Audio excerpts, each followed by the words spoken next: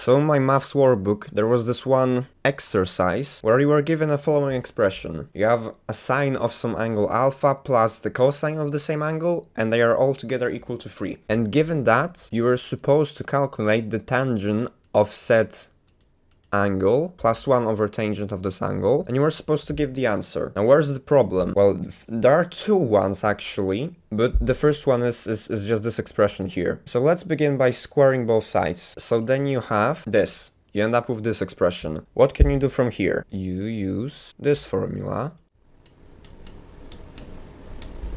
So if you write it out, you get sine plus cosine squared plus 2 sine... I'm just not going to write the alpha, because it's the same input for each function. And here you still have 3. This is just equal to 1.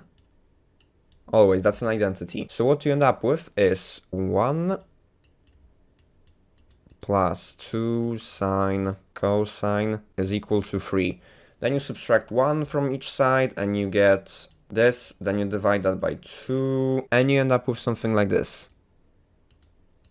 This is the problem here, because there was one information given at the beginning, and that alpha is somewhere in between 0 and 90 degrees. If you multiply two numbers together, and both of them are less than 1, then the whole expression is definitely going to be less than 1. And it just so happens that sine and cosine are always less than 1 or equal to 1, but when one of them is equal to 1, the other one is not. It could technically be that both of them could be minus 1 as well, but that never happens. The only moment when they are equal is when they are equal to this. Actually, let me just show you something real quick. This is our function, and as you can see, it's never more than a half. Those are the maximums, and it stays like that, which means that this thing never happens. So here's the first problem. The second one is that, well, if you just blindly applying this to this expression and you work it out by writing out tangent as sine over cosine, you get that this whole expression is equal to 1, and the workbook actually confirms it. That's the supposed answer. Here's the second problem. In general, if you have a number x and then you add it to a number 1 over x, and then you want it to be 1, this doesn't have any answer for real numbers, because, well, let's multiply that by x. Also, x can be 0. X squared plus 1 is equal to